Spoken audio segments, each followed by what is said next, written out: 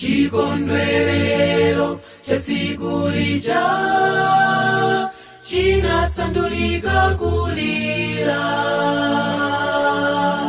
kulilira mwana wake Abisalomu wa Feranji.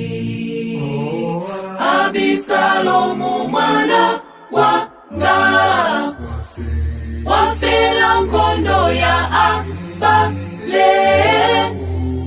Abisalomu mwana wanga, Abisalomu wa Feranji. Abisalomu mwana wanga wafela nkondo ya Abale. Abisalomu mwana wanga, Abisalomu wa Feranji. David analira malilo kulilira mwana wake wopanduka Abisalomu wa Feranji.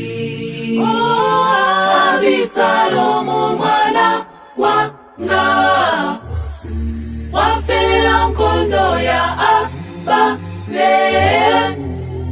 Abisalomu mwana wanga, Abisalomu wa Feranji.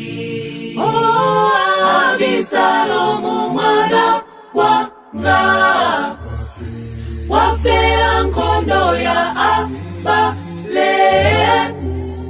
Abisalomu mwana wanga, Abisalomu wa Feranji.